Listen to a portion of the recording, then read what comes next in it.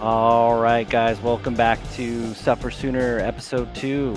Just three average people doing some above average things. We all have jobs, we all have families, and we're out just doing our best in gravel, triathlon, and endurance sport. Trying to do top 20% in our age group. Some of us can a podium, and the rest of us just have to go for top 25. So if you like what you're listening to, please give us a thumbs up and subscribe to be updated on the release of future podcasts. Today's podcast, we're going to talk about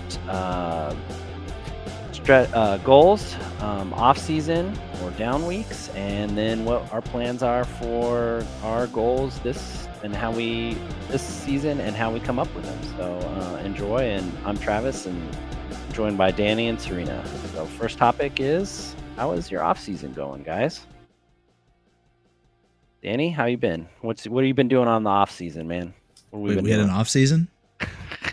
Are you a off season guy, or are you a down weeks guy? And the difference is like some people take like I know pros just take like 2 weeks off or 7 days off or something like that, and then they're right back to the grind. And then there's some people I know and train that just basically be like, I'm gonna not do triathlon for about 3 months, Yeah. and then so that's what I would say. So what are you, Danny? Are you off season guy or? I'm a down weeks. I can't sit that long over the winter. I think it's too much. I think a lot of things happen when you take extended breaks, right? I mean, life gets in the way. You fall out of your habits, and as somebody that just started this a few years back, I mean, my habits are still being formed, right? Yeah. And so for me to take a full 2.5 3 months off, it means I may not get back into the routine that I once had. And that's a lot. So I think everybody has to do what works for them and their situation, right? But yeah, I'm definitely a down weeks. And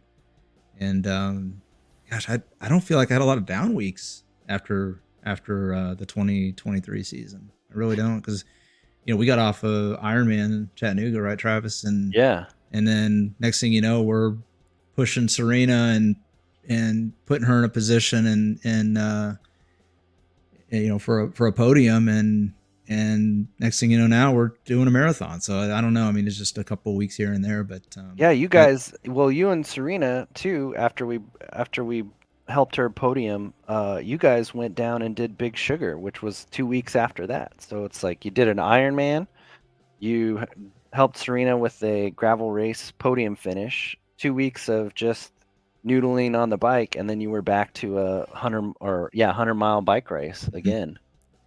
Yeah, And and that's the thing. I mean, you just kind of keep it rolling, and I'll tell you, it's hard to find the motivation, to keep the training and the fitness up when you get that deep into the season. But one of the things I think we learned a couple years ago was mixing in a lot of cross training, and figured out that, hey, you know what, some time away from the bike, and hit the weights, or go train for an off season marathon, which sounds kind of crazy, but it is. But it's great, because then you come back. I mean, how many times just in the last week have I told you, Travis, I'm like itching to get on the bike. I can't wait to get back on the bike, and so I'm ready. Like, so I feel like I did have that off season, as much as I moan and groan about it, but it's been nice, and really really looking forward to the upcoming season.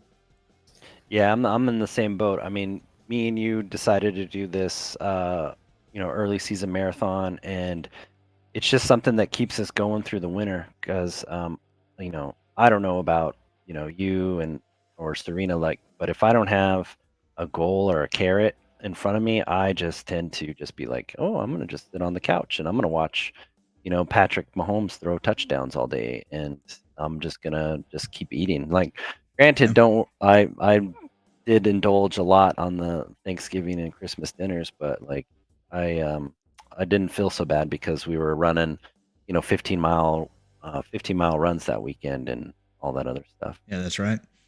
Serena, how Serena, about you? As usual, I'm going to take the alternate route. Travis and I laugh all the time, but he is forever telling me not to resort to couch life. Um, while I tend to just add things onto the back of my season, had kind of considered Bad Asher, which was the race I was able to podium with the help of you two. And I had was going to go out and do Big Sugar, knowing that it was just going to be kind of a fun end of the season race. And generally, I try to pick up a half marathon in November ish. I kind of like to not lose some of the structure over the winter. And maybe it's because my kids are a little bit younger and that's a busier time for us. But I like to ride my snowboard in the winter, and I like to go jog with my friends, and I like to just do whatever happens to come my way. And for me, that downtime gives me the motivation come right now to be ready to it feels new and exciting and something to really look forward to, whereas if I'm training year round it just feels like a slog to me. So I am an off season type of gal. You know what's funny is I hear couch life and then snowboarding. It doesn't sound like couch life to me. I don't know. I haven't been snowboarding in a while, but I don't think that's quite the same as sitting on the couch. Maybe not formal training then. I mean, I still try to stay pretty active, but I'm certainly not looking at Training Peaks and trying to be compliant with all the workouts on there from, I would say, November, December, and part of January. Those 3 months tend to be a lot looser for me. Hey Yeah, Travis, I think that's really the key, right? Like we talk about this a lot, and I think folks that know us know that it's all about carry that fitness and roll it into the next thing you want to do, and use that as your motivation, right? And so Serena, I mean, it works for you, right? And you maintain your fitness through other activities, even if it's not structured. I think that's awesome. yeah. I think the part that you take away from this is that like we develop this fitness, so it doesn't come easy, and and we're always afraid it's going to be lost. We know how hard it took to get us to be able to ride 100 miles of gravel or 200 miles of gravel or to do an Ironman or to run a marathon. Like we know how much work it takes to do that. And so like our thought of taking an off season, of just taking 3 months off or and not doing anything, it probably just scares the pants right off of us. But we're all really good about like we'll go and, Serena goes snowboarding, but she also runs, a couple times a week with her friends. And, and she may not have structured workouts on Training Peaks, but she still gets rides in, is when she can, when she feels like it. You and me are the same. We show up to the pool once a week, just to make sure that we can still swim and we're not, just to make sure the lifeguards earn their money. Um, but yeah, we don't take any time off. We just stay active, and I think that's the important part too. Is just Right. staying active and just So moving on. so when you think about we talk about, again, roll the fitness, stay active, all those things, and it's all about what? It's about setting you up for the next season, right? And Yeah, when you start to look ahead at the next season, I mean, the only way to really be motivated through that hard, VO2 max interval, right? The one that you didn't want to do anyway, and you're cussing yourself for even starting the workout, but you got to have that motivation. So I mean, what really drives the motivation? And I think it comes back to like, hey, we want to set ourselves up for the next season, and part of that is setting goals, right? and yeah. and I think you've helped both Serena and I, with setting goals for our upcoming season. So maybe tell us a little bit about the process that you prescribe, and what's worked for you in the past. Yeah, I think without goals, you're really just kind of spinning your wheels. You're just kind of just working out, and that's fine too. You don't have to have goals. Like maybe your goal is just to stay fit or to work 3 times a week. Work out 3 times a week and just kind of do that. But I usually follow two different types of goals. The SMART goal, which is, I think everybody's has these. If you've ever been to any kind of upper management class or anything, it's a specific goal, it's measurable, it's achievable, it's relevant, and it's time based. So like a specific goal would be like, I want to compete in, the Unbound 200. And I want to do it. Let's say I want to compete in the Unbound 200, and I want to ride it within what is it? 14 hours. That's the beat the sun. So your goal is to ride at a specific pace, and is it achievable? Well, we have to look at your past. Are you able to, if you're only riding 8 miles an hour right now, it's going to be a real slog for you to get to 15 miles an hour on gravel.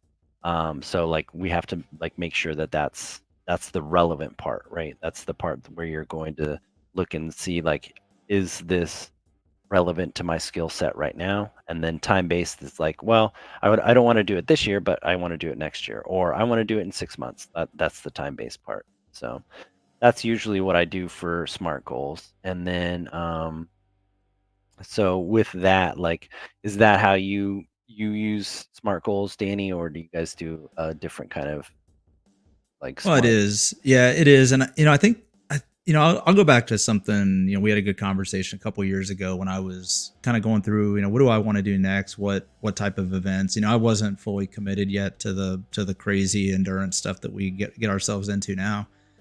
But I was talking to you about hey, I want to go do the Mount Evans hill climb in Colorado. And I thought it might be a little bit too much for me to take on. And you and I had a good conversation about it. And there were a couple of key things. Number one is, are you going to commit to it? Are you going to train to it? Are you going to make that your big event? And so, all of the things that you talked about with the smart side of it applied, and I set goals around that. But I think on the time base, I think what's really important is, are you capable of it in the time frame that you're aspiring? And even if you're not sure, like, set the goal, go for it, give you something to reach for. It's okay to be afraid of it.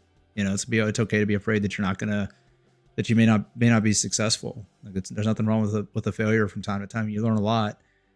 But I think the other thing is like, do it while you can, right? I mean, Yeah, if you keep putting that event off and you just say, well, I just don't think I'm quite ready for it. It's like, why? What are you waiting for?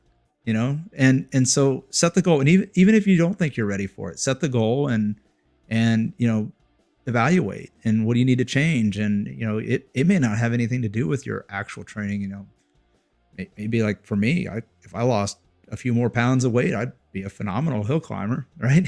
yeah, But so it's all about like, to me, it's all about what you learned. So you set the goal, and then it's what you learn from the goal. Whether you achieve it or not, you obviously want to achieve it. But so yeah, I mean, this is, to me, this format for this type of training and the type of things we do is a great way to do it. It's a great methodology. Um, I think that everybody probably has their own system to do these things, but to me, if you don't put this kind of framework around it, then I think you end up setting these goals that tend to be kind of weak, and you don't really challenge yourself, and you gotta challenge yourself with these things. So, how about you, yeah. Serena? I'm going to tell you a funny story. So I did get into Unbound 200 this year with some urging from you two to even sign up in the first place. And for me, that is the tipping point for a lot of other things. I have had a full Ironman on my bucket list for years and years. And I can remember sitting at the dinner table with my kids. I have a 12-year-old, a 10-year-old, and a 6-year-old. And my 12-year-old looks at me and says, Mom, someday you're going to be sitting in a nursing home and you're going to be calling me every day because you're so bored. And you're going to be really sad that you didn't do that Ironman when you were still fit enough to do it.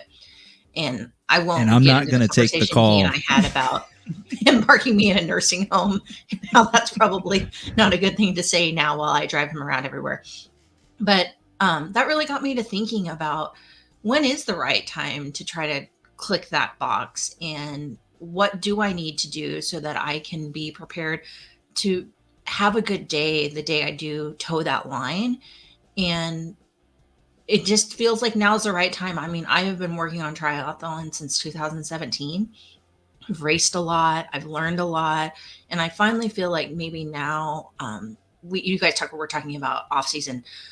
My base fitness is something that is high enough now that if I can do the training for Unbound, it seems pretty reasonable to me to parlay some of that fitness of just being able to exercise for 12, 14, 16 hours, parlay some of that bike fitness into running fitness, and click off this goal that has been in my mind for a lot of years.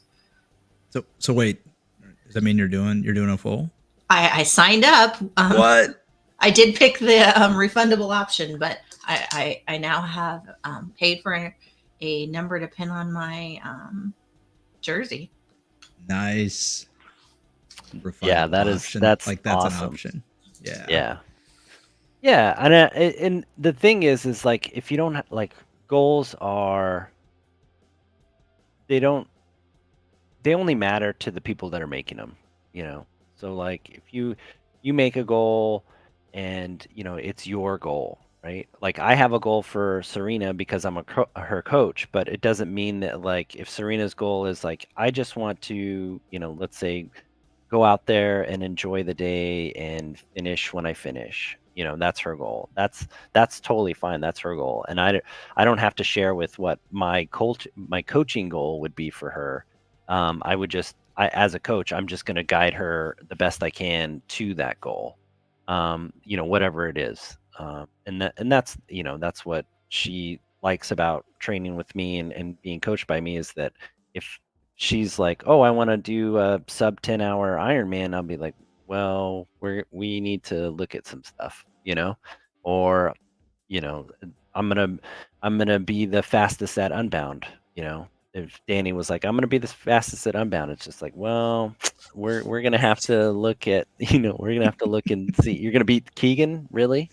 Yeah. So, No. it's just part of just finding those goals they should be almost a little scary. I feel like they should be like just terrifying enough to keep you honest about That's right. your training, that you just like, ooh, I can't miss this long run because I know I can't because I'm scared, But you bring up a really good point. Sometimes you need a smaller goal to help you get to those bigger ones, and you just nailed a key one. Like, we just had this in our run this morning, Travis. We talked about, hey, our long run this weekend, a week out from the marathon, like we really got to keep the pace dialed in, right? Yeah.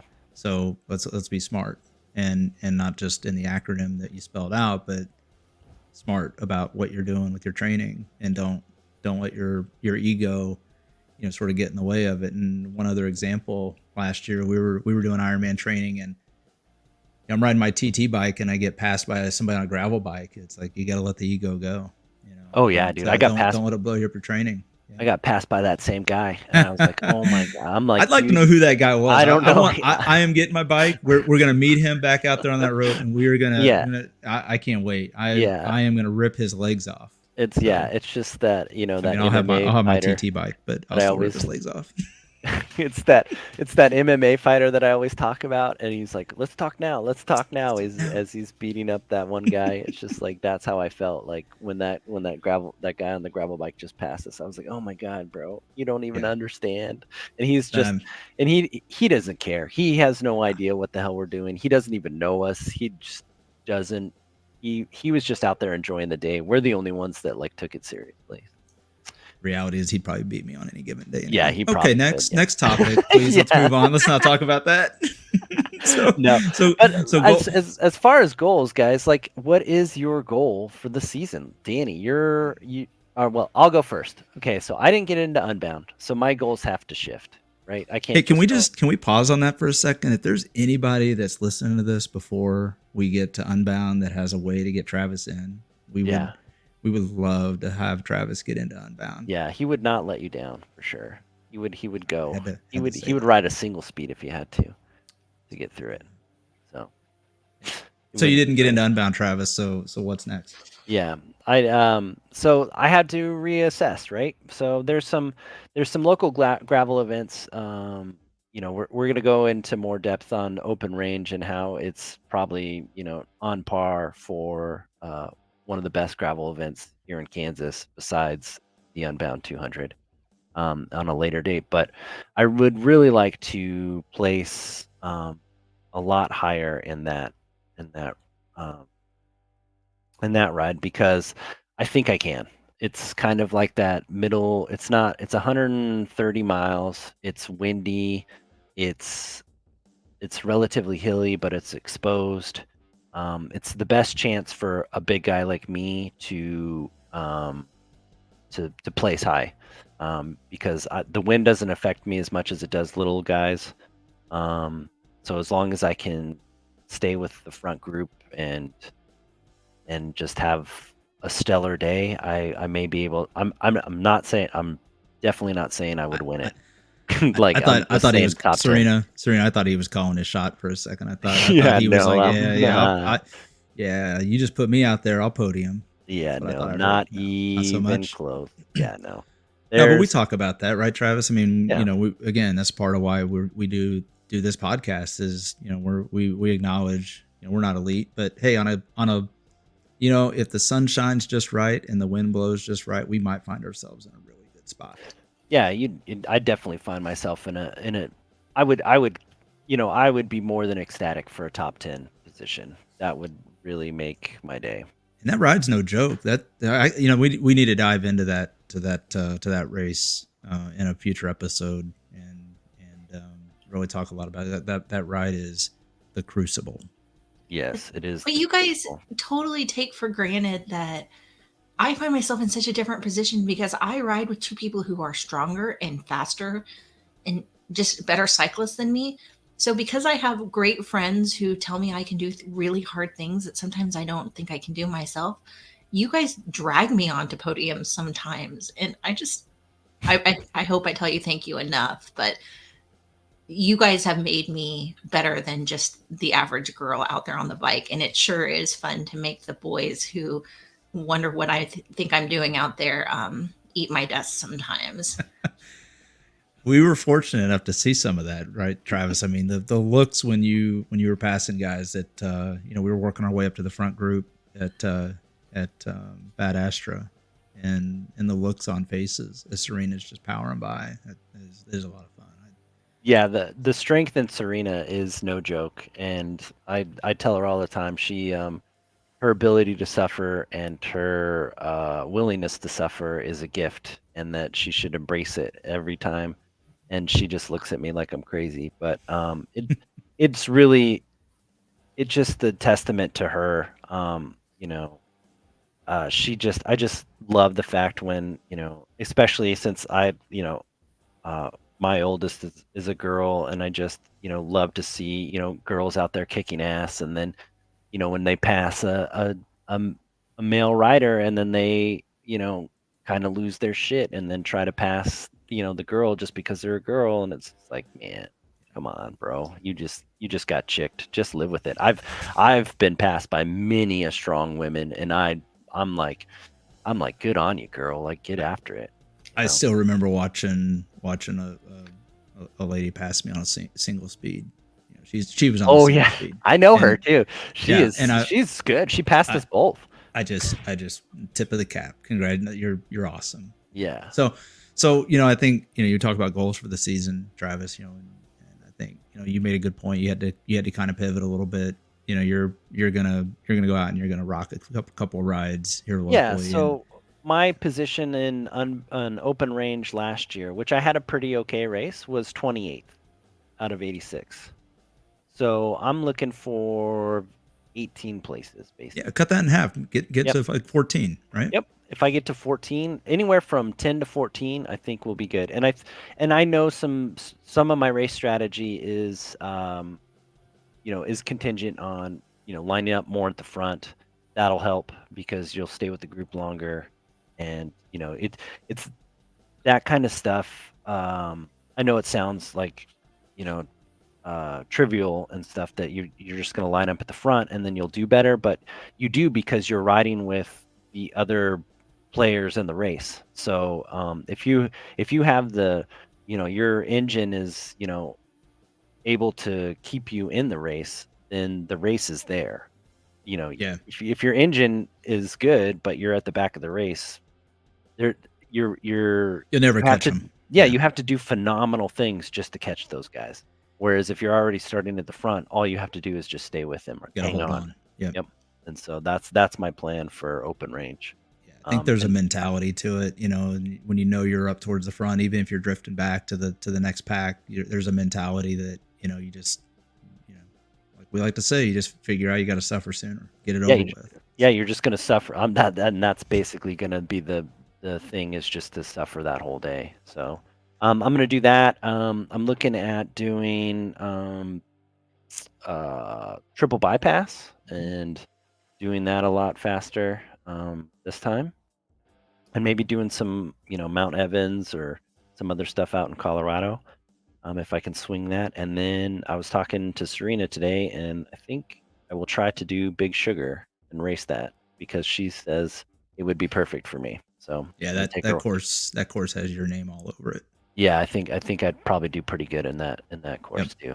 So, but Awesome. all right, That Serena, sounds like a how great year. Yeah. yeah, how about you, Serena? What's your goals for this year Well, besides an it's always Ironman? really interesting to talk to you guys about it because I feel like my goals are forever evolving. But right now, I want to finish Unbound before they haul me off the course. If it takes me till 2 a.m., I guess that's what it takes me. I think that you both think that I have a little more capacity than that, but it seems like a really big, hard thing to me. And same for Ironman Chattanooga. I just want to cross that finish line before they drag me off the course because I haven't met the time goals. I think knowing myself and knowing some of the times I've done in half Ironman, that might be selling myself a little bit short.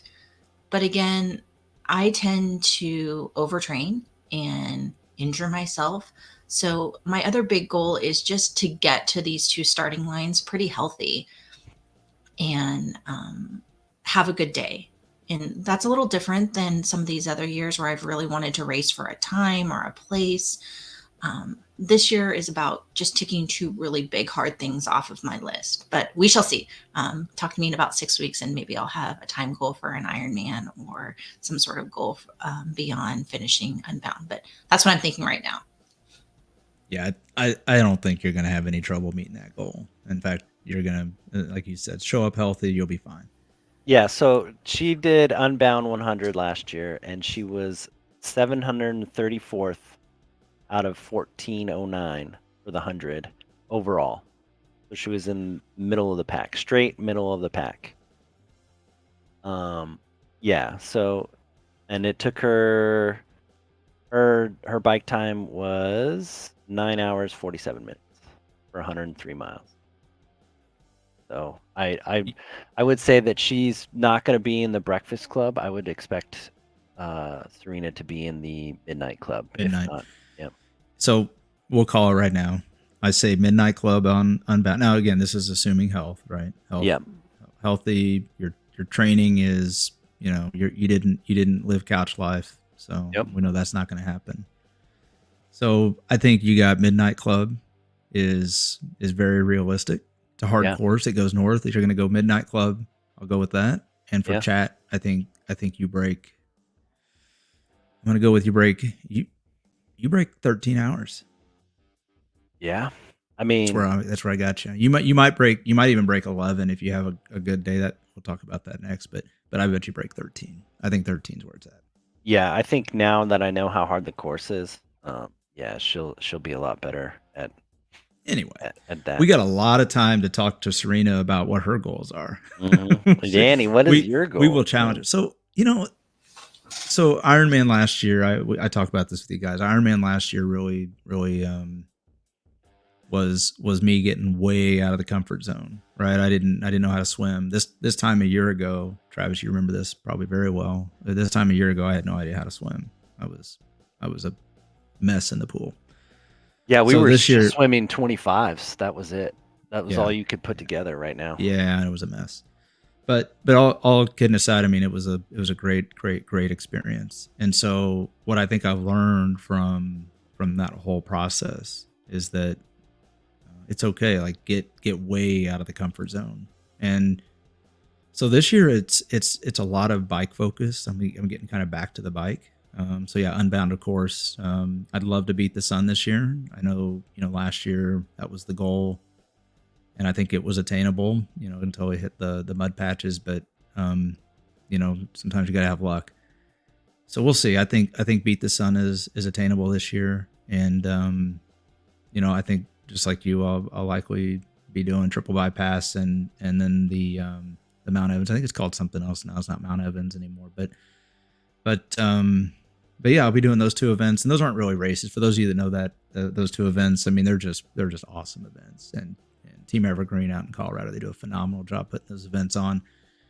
And so yeah, those would be some really really good setup rides. And really this season is more of a setup year for me. And so this isn't just a 1 year goal. I think for me, it's all about setting up for next year with Unbound XL, and with a little bit of luck, maybe doing some Colorado Trail or the Divide, and we'll see. Yep. But yeah, so it's going to be a lot of bike, and my goals for this season is really about just getting stronger on the bike, and yes, faster and all the things I've done. But I've got some targets for mileage on the bike and mileage running and yards in the pool and all that kind of stuff. So yeah, this is a big setup year for me. So which is different, right? Because every year up until this point has been big event. What's the big event? What's the big event?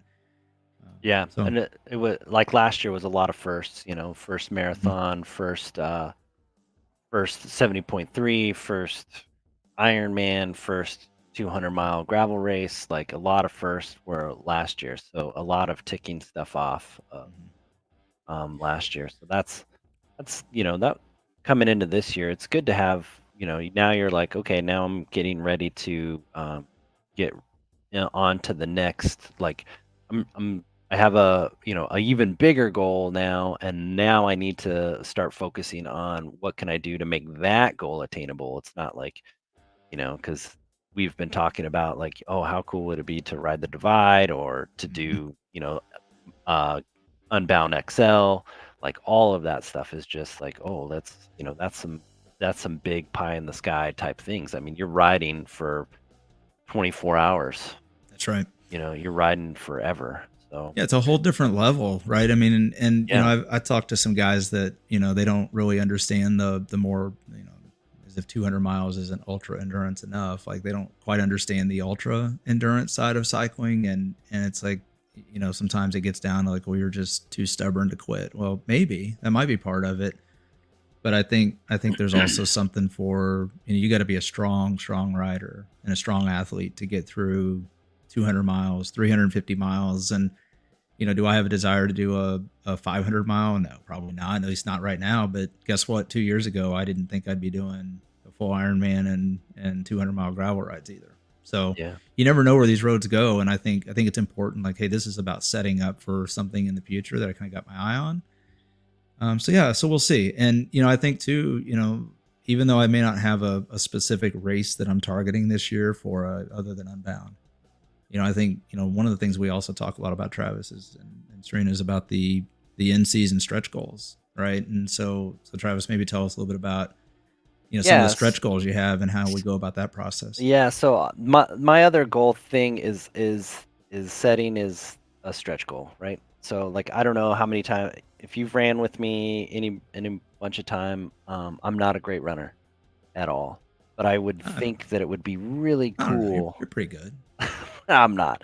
I think it would be really cool to get into Boston, right? Yeah. And so, like, my stretch goal for this marathon, for example, is to have a Boston qualifying time.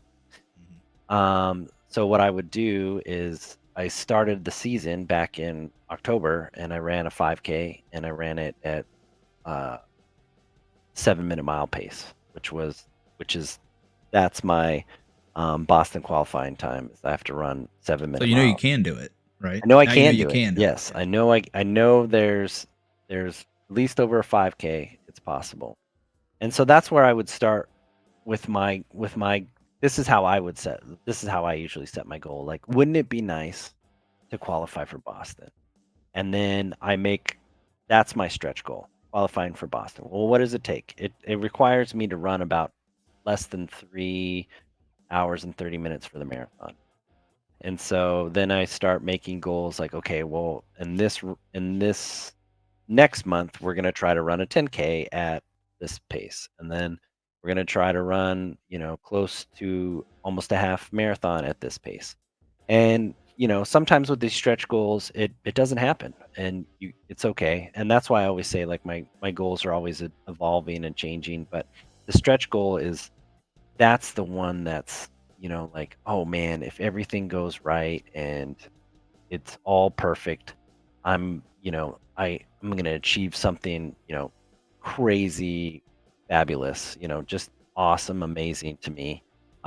Just because, I wasn't a runner. I wasn't a runner in high school. I played soccer, but that's the amount of running I did.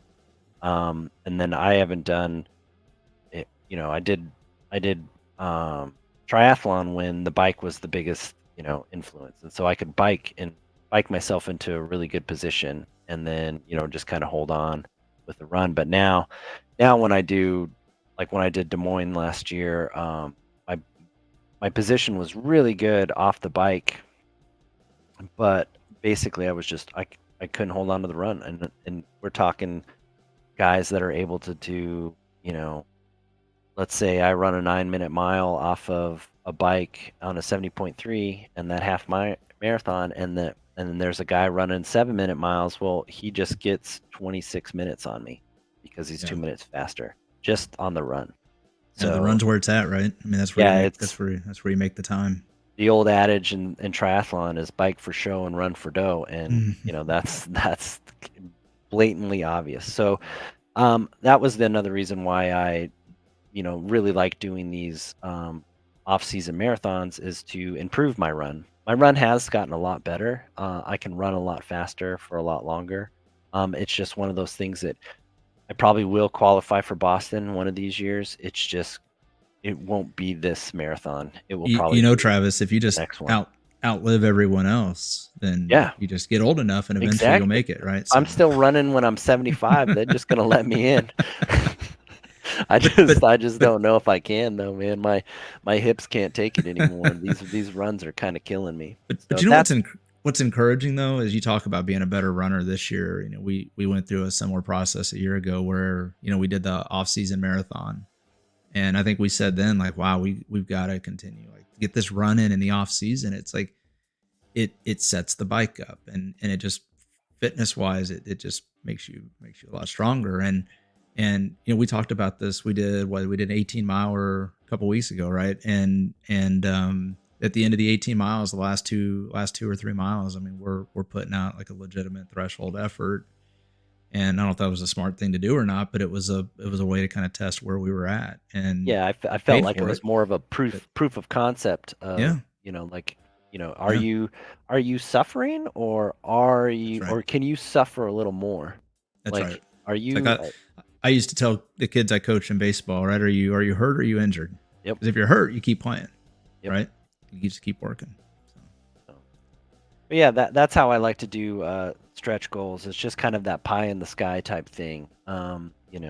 It just helps keep you, like, I don't know. It's even that old saying of if you aim for the moon and you miss, you're still amongst the stars. That's the kind of thing. Like, it's one of those things that you just kind of tell you like, ooh, what if I could win this race, or what that's if right. I could place on the podium, like, you know realistically, maybe not, but Yeah, if you don't shoot for it, you'll never know, yeah. It's I you don't never count anybody out. I'm just saying, like, and I know it sounds self-deprecating to be like, "Oh, I'm never going to win anything," but I've been around in this sport long enough to know that there's people many that are faster than me, but given the chance and given the right course, I will make them work for it for sure. And something else we might talk. We'll have to talk about in a future episode is the why. Like we're not in this to podium every time, right? We Yeah. recognize very very aware of where I am in the crowd. I'm okay with that. This is about like personal challenges and like what's your why for doing this, right? Yeah, And so exactly. so I think that's kind of what feeds into a lot of this. So, So I'll just go real quick, and then Serena, I want to turn this over to you on my stretch goals, because it kind of comes back to the why. A lot of the reason I got into any of this in the first place was just about just hey, I just need to get in shape. That's where it all started. I need to get in shape. I need to lose a few pounds. One thing leads to another, and you're doing 200 miles in the middle of Kansas. But the reality is like as I've gotten into this, like oh my gosh, like if I can just change my body composition a little bit, and not so much. I don't care about losing weight so much as like the weight that you have, making it more functional, which means putting on muscle or cutting a few pounds, but you're getting stronger. You know, the other thing about it is like I've had a goal last year. I really wanted to hit 4 watts per kilo on a legit FTP, not just a 20-minute ramp, but like be able to hold 4 watts per kilo for a full hour. Like that'd be a really, really good place to be. I think I'd be a much better athlete all around if I could do that. Because how do I get there? Right. Well, I would get there by losing some weight. I'd get there by getting stronger, and I'd get there by improving my endurance. If I can do those 3 things, then I can achieve like a 4 or a 4+ watt per kilo. Yeah. And so to me, like that's a stretch goal. Is that attainable this year? I have no idea. But you do the math. According to math, it is, because like I can lose enough weight, but can I stay strong? Right. And so again, I talk about my goals for the season are about setting up for next year. And so my opinion is if I can hold 4 watts per kilo, that puts me in a really, really good spot to complete Unbound XL in a decent time and not feel like I have to be out there for 47 hours. Right. I could probably get it done in a respectable time. And you know how XL is, man. It's like, you never know who's going to finish first in that thing. I mean, heck, how many of the pros did we see get cut out of it last year because of the situations? So. Yeah, it's that race above all else is mental fortitude and just stick-to-itiveness. It's and to go with what you were saying is like the stretch goal is something that's like, I don't know if I'm gonna make it, but it'll be fun trying. Like that's right. how I kind of look at it. So yeah. Hey Serena, what do you got? What do you got for stretch goals this year? What's in mind?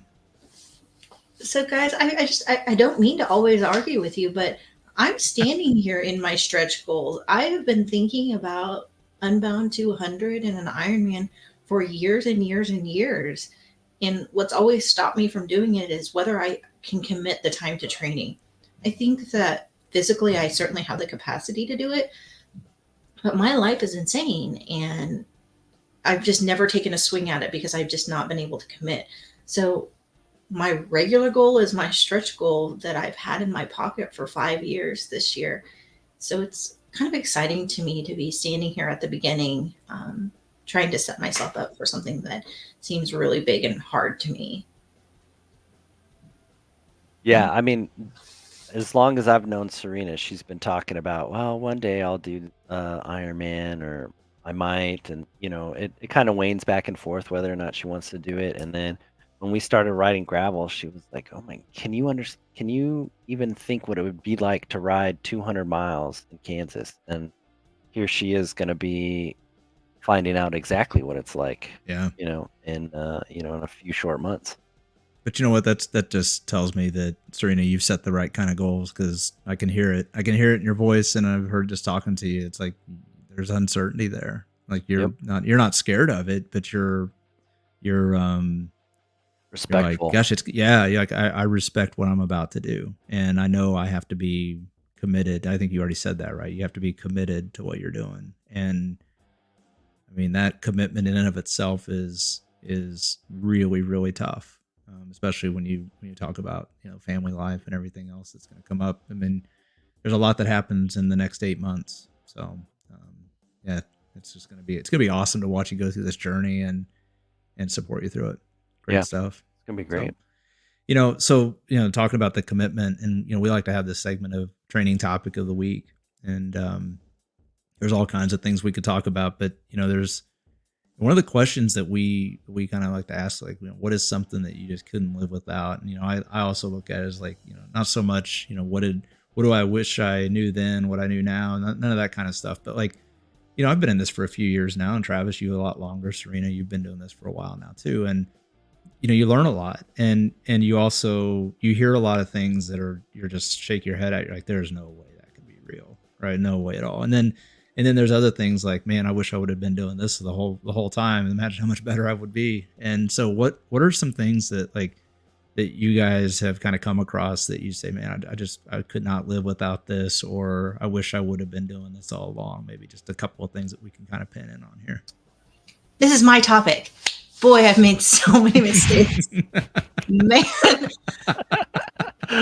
Oh my gosh. I knew you were gonna latch on, you were just gonna jump at it. Yeah, so go jump for in. it. I have landed myself You've been in waiting for a 44 minutes booth. to get to this. I have cramped my legs up so much I couldn't push the pedals down. I mean, boy, I've made every mistake out there. So I guess the things that I cannot live without, one is a coach, Travis. I am I don't know my limits. I don't know what the right thing to do is. I need someone who has far more experience and distance from this to tell me what to do. Me going out there and doing what I think is right is going to injure myself every single time. So I will never, if I'm going to do endurance sports, be without a coach again. But hey, I think Serena, there's a lot of software programs out there, right? Like why do you really need a coach for it, because right? the software program just doesn't seem to understand that I will do whatever you tell me, even to my detriment. So to give you a real world example, this happened on Wednesday, I think, of this week. Yeah, no, Tuesday. Tuesday night, Serena does a trainer road workout. It's a it's a They called it a stretch. it's a stretch. It was a stretch workout for Serena, and basically it was 3 minutes at 100 and what 20% FTP. Okay. No, Yes. 105%. It 3 minutes. it Yeah. was it was Flinders. Yeah, And then, Flinders on Trainer Road, and then and it 30-second rest, and then 30 another second 30 rest. So minutes. basically, it's kind of like a 5x5, but it was Okay. a 6x3. 6x3 with 30 Yeah, 30-second rest. Okay. yeah. So and she did one set, two set, three, four, five.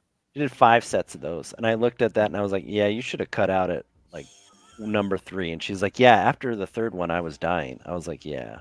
So the training software does really good at giving you a stretch goal for sure, or a stretch workout, but it as far as looking at the data and having that objective feedback, I would have been like, yeah.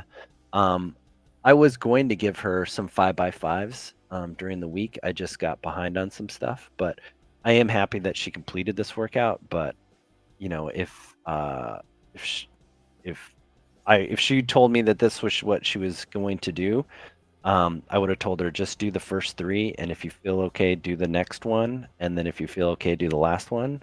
But yeah, she basically needed to cut it out at number 3. But she also did it, and it was a good thing. It made her.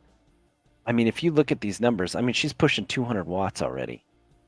Yeah. At 140 beats. Yeah. I know her heart rate. It's way higher than this. And she held on to that until the very end, where it finally started to creep up to about 170 beats a minute in those working efforts. So, I mean, that's the value of having a coach is somebody who can look at this and go, okay, I see you just totally buried yourself. So the next couple workouts, we're gonna take it easy. Back it off. Or I assign her, she can ride Zwift, or I give her workouts to work on cadence and all that stuff. But it's my job to know her numbers and know where she's at, and that's what I do. And basically, I tell her at races. That's another part of coaching, is that at races I tell her exactly how to race it, because one, I've had experience at quite a bit of races, and so I tell her, this is how you're going to feel, this is what I want you to look at, this is how I want you to pace this section, and it's just a whole plan for the whole race that she just has to execute. And then she gets to the end of the race and she's like, wow, that's the best I've ever felt doing a 70.3. Because I mean, I do it too. When I get into a race, I mean, you saw me at Humphreys last year when I was trying to hold onto that front pack, and when I rotated my bars, I was super pissed and I buried myself that day. So, but you talk about the training, and as a coach, you can kind of tell if somebody's pushing too hard, and Serena, I think you bring up a good point. A lot of athletes don't know their limits. They don't know what an easy day is. They don't know what a hard day is until they find themselves hunched over a trash can. Yep. And I think there's this myth out there that you gotta bury yourself every workout. You read a lot of posts out there, and you maybe hear other podcasts or whatever, and you talk about your easy days easy, hard days hard, all that kind of stuff. But what does that actually mean? And I think there's a lot of folks that get intimidated by things like power meters and bike computers, and especially if you're just getting into the sports. And I think it's important you got to have that. You don't want to be overwhelmed with data, but having a coach can help you navigate what's important and what's not. And I think when you look at some of the things that we've say you can't live without, it's the power meter, and just using that as part of your training plan, and then taking that into your race plan. Yep. And Yeah, I I think totally agree that's with that, Danny. Man, my ability to judge perceived exertion is garbage. I and it mean, changes. It changes. It's not it's subjective. It's not yeah, based. I mean, I might feel like garbage, and how many times we've been out on rides and you're like, oh my gosh, I feel horrible. And then you get an hour into it and you're like, oh, my legs came around. I feel great. And Yeah. it's like, well, then what were you doing for the last hour besides noodle? And it's like, you should have just been working, and your legs probably would have felt better a lot sooner. So but yeah, yeah, no, I totally agree. The power meter doesn't lie. It it just gives you this really measurable number of where you are in relation to what your capacity is. And again, I will never ride without one again. I try to make myself look at that power meter number and then tell myself this is a 7 perceived effort or a 6 perceived effort, so that someday if my power meter ever dies, I've practiced it a little bit, but I sure hope that never happens. yeah. And I think that again, I look at this from if you're just getting started out, or even if you've been in this and you know what a power meter is, you know what watts are, watts per kilo are. I think you can't ever stress it enough that you have to pay attention to that thing, and you have to back to keep the easy days easy. I mean, Travis, how many times did we go out last year on our training, long day training rides, and you're like, how boring is this to ride at, for me, I think it was like 130, 140 watts, and I'm just Yeah. bored out of my mind. But you do 5 and 6 hour days of that, and you do it enough, your body changes, you adapt, and then when you start to see that, and you start to see the results of that, it's amazing, and it changes who you are as an athlete, and it changes your perspective of what you're capable of. And it's all because you had a simple device that kept you accountable and didn't give you a way to sort of well, I'll just hurry up and get this 6 hour ride over with. Well, you know what, when it's a time-based, power-based workout, you can't suffer sooner, you got to finish, Yeah, exactly. That's in the that's plan. why I love time-based, because it doesn't matter how hard or how easy you ride it. You just have to ride it at the prescribed effort Right. level, and it doesn't matter if you go 20 miles or 100 miles. You have to finish. You're just out there for time. And I think so many times people get caught up in like, oh, I got to do a 60-mile ride, or I got to do 80 miles. It's like, no, just go do 4 hours. Yeah, just go out and do it, just go out and ride, Yep, and just go out and ride. yeah. So I think that goes back to just one other thing, and I know we got to wrap up, because but it's don't get hung up on being too regimented to, oh my gosh, my plan says I have to do 150 watts for 10 minutes, and you know what, you might do a 153 watts for 10 minutes, and that's okay. Like, I used to freak out about that kind of stuff, like, don't worry about that.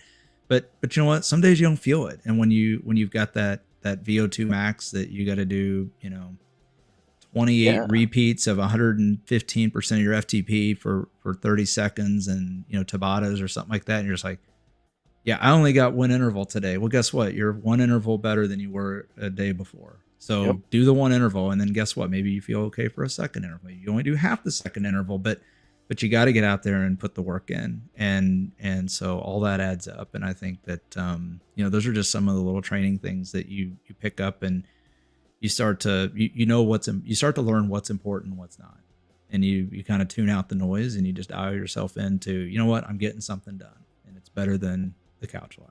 Exactly. Way better than couch life. Just doing something is better than nothing. I've even, on some days where I've had intervals, just gone like, I don't have it. And I know, from years of riding that, Sometimes when I'm on the bike, I'm just like, this is not going to work out today. And I just go, you know what? I'm going to go and do something else. And then I find myself, you know, just, I feel, I feel okay with skipping that part of the workout. And then the next day I'm just like, oh, I'll just do it now. And it's not that I'm adding extra work. It's just I've replaced my easy ride that was tomorrow today. And I put it, sometimes you need to Gotta be rotate stuff flexible. around. Yeah. It's not, training is not this rigid thing. Like, if it we're not all lab rats in a laboratory, That's right. getting all this stuff. It's just, we have different things and different stresses. And, that's part of training is just being like, okay, where can I fit this 3-hour ride in, between, baseball and hockey and soccer and lacrosse and family time All the and dinner, sports. yeah, and all the other things that I have to go to. Where can I fit this 3-hour ride? Is it going to be on Zwift, or is it going to be on the outside? Am I going to do 3 hours of gravel, or am I going to do 3 hours on the road? Like, it's just Right. being flexible, and just, I think that's the biggest thing too. Well, I'm going to test your flexibility, gents. I got to take a kid to soccer. It's been a Awesome. pleasure hanging out with you It's today. great. Hey, And I think on that note, we're going to wrap this up anyways. all right. So we suffered Suffer's completely. complete. All Yeah. right. All right. Well, thanks a lot, Travis. And we got another one coming up, right? Next week. We're gonna go on location next week. Yeah, we're going to be in sunny Arizona I like it. for a on location podcast. I don't, it probably, well, I'll be there. We might have to delay the coming out of this. We'll figure So, it out. yeah, But something. hey, you know what? If, as you said at the top of the show, folks listening in, like it, share it, get it out there, and drop us a note and maybe help give us some topics. We got a couple of things lined up for the next few episodes, and Yeah. Travis, thanks for putting this together. Yeah, thanks, man. And we'll All right. talk to you later. Bye.